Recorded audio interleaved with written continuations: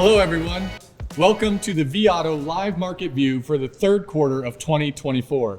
I'm Derek Hansen with vAuto and Cox Automotive. One of the prominent themes we saw surface for dealers in the third quarter is a new vehicle marketplace that, in the eyes of many dealers and analysts, is not living up to expectations. Coming into the year, expectations were that we would sell close to 17 million new vehicles in 2024.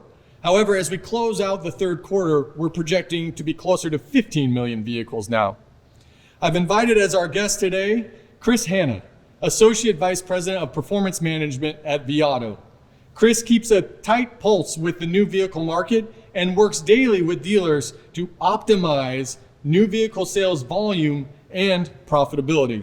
I've invited Chris to share his perspectives and insights on how you can maximize your investment in new vehicles. Well, first, thanks for having me, Derek. I appreciate the opportunity. Yeah, really looking forward to this conversation, Chris. And let's just start at the top. As you think about new vehicle sales, what are the factors that are holding us back from those volume goals? Well, I would agree with the assessment. It feels like we should be selling more new vehicles. However, I think there's a couple of factors that are really sidelining some buyers. The first factor is uncertainty. Right. I mean, we have an election coming up. Yeah, hear about it every day, right? We have consumers that are worried about an economy and where it may be going. Yeah.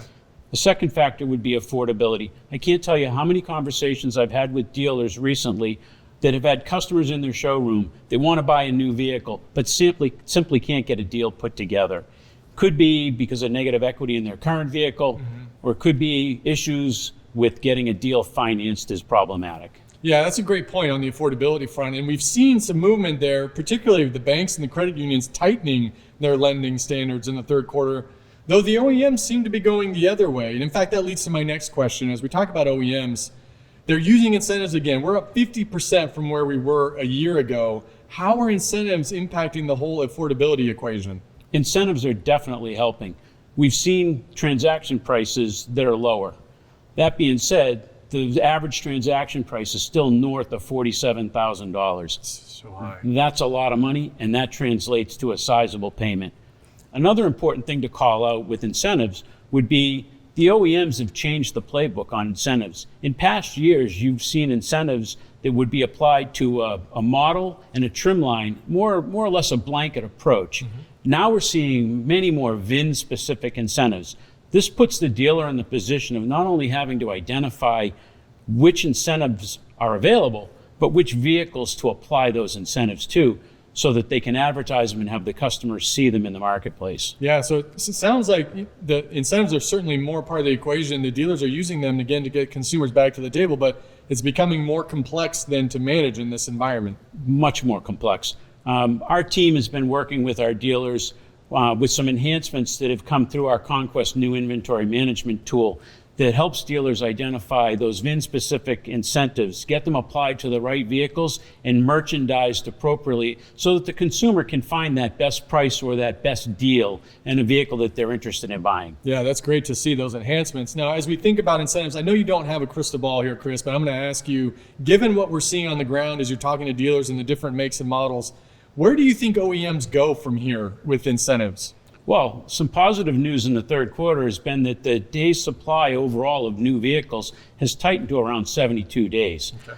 But there's many OEMs that have much higher days supply than that. And I would expect that that's where we're going to see those OEMs lean in and increase their incentives for those vehicles to help their dealers move some inventory. Speaking of days supply means there's metal on the ground, and that's floor plan expense as you're looking at the dealer's costs. What are you advising dealers who find themselves in the situation of high floor plan expense carrying a lot of metal? Well, when I was a GM in a dealership, I viewed my new vehicle inventory more like an investment portfolio, whereas some vehicles carried a greater opportunity, others represented more risk. One way that dealers can identify the opportunity versus the risk is by knowing their days supply and sales rate on specific models and trim lines compared to how their market's day supply and sales rate is on those same trim lines. Yeah, great guidance for our dealers out there navigating this current environment. We're here today filming literally the day before the Fed's about to meet. So I can't have you here and not ask, What do you think the Fed's actions, what impact will they have on the new car sales front? Well, I mean, I think everybody can agree that there's going to be a rate cut. Yeah. The question is it a quarter? Is it a half point?